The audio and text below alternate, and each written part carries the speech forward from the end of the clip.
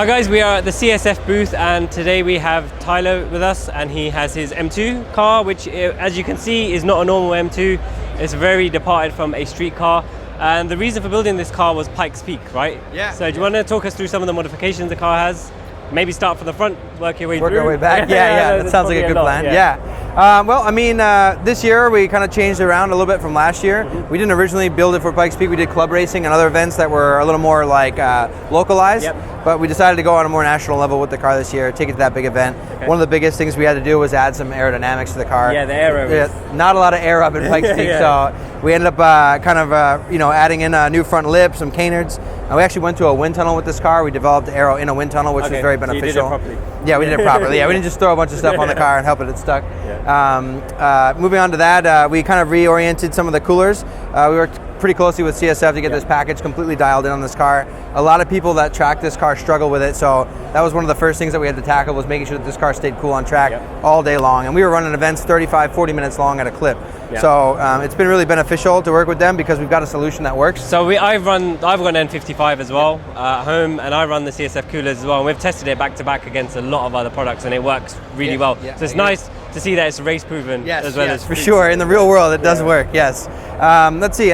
Moving on to that, obviously running Even Cherry's intake system, which we love.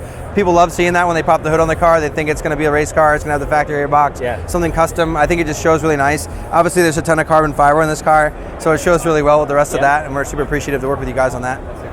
Yeah, man. Let's see. So engine-wise, engine-wise, so the motor's fully forged. Did CP pistons, Carollo rods. All the cooling system's been reworked like crazy. And we're running race gas, MS109 race gas, 505 wheel horsepower, 540 foot-pounds of torque, and it's made it through the factory 7-speed DCT transmission. So is that pure hybrid? Pure hybrid turbo, pure stage 2, like I said, we're making pretty good power. Tuning tech by Frank Smith in Maryland, which is near us. He's got a great tune for this car. He's been able to help us dial it in and make the power delivery super smooth. And is this DCT or manual? Yeah, DCT, 7-speed, it's just been flashed.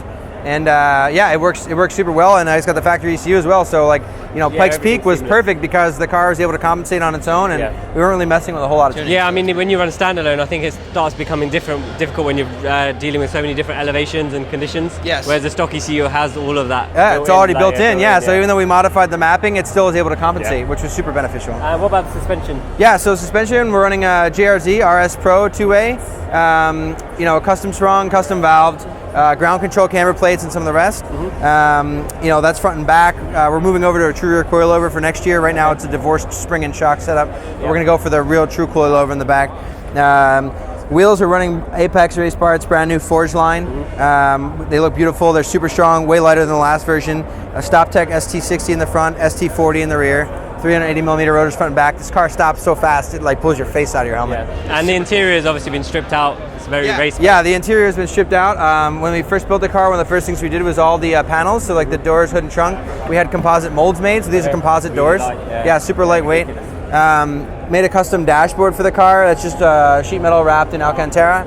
M235 racing center console and footbox, which are readily available parts. Brand new Sparco QRT seat. And we've got a KMP drivetrains, paddle box wheel in there from the Netherlands. Those guys are super cool. That wheel works really well. So how much weight have you saved over a standard? Yeah, I mean, stock this car is 3680, and we're 3280. So, it's not like, super crazy weight savings, but the factory BMW M235 IR with a cage runs at about 3490. Okay. So, we're actually lighter than a factory M235 race car, but we're also got a significant amount more power. The issue is with the amount of aero you have to put on. Yeah, so we got aero, we got a fuel cell, we got a roll cage, so you're actually putting a lot of weight back in the car.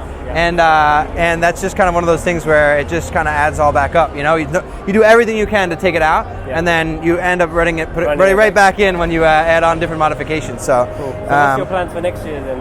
Yeah, so next year we'd like to change to a true non-hybrid turbo setup to get around 700 wheel horsepower. We'd like to go back to Pikes Peak with that 700 at the wheels. We're going to further develop the aero. We're going to go back to the wind tunnel. We're going to put a flat floor on the car on the bottom, which we don't have. That should make a big difference. Yeah, it should make a big difference with drag and stuff. and basically just continue like little developmental projects on this car, because as a whole package, the car runs pretty well, does its job the way we want it to do. So you just want to improve we just want to keep improving like existing systems. So yeah, we'll just keep edging away at it, and we're looking forward to running and having a good result. And if people want to follow you on Instagram or whatever, at Tyspeed, so it's like all over the car. My name is Tyler, so it kind of makes it easy. So if you forget Tyspeed, just remember my name. And we stay pretty active on Instagram. We like to have a good time. We're a serious shop. This is a serious car, but we enjoy our serious pictures of this car as well. I know it's really like it's been surreal. It's really like it's become a famous car. Yeah, definitely. So it's cool stuff. Thank you. Right, appreciate it. Yeah, of course. Yeah, thank you. Thank you so much for watching, guys. If you guys have any other cars you want us to cover at SEMA, please let us know. If you'd like to watch more SEMA videos, you can click over here. If you want to watch anything that YouTube suggests you might like, you can click over here.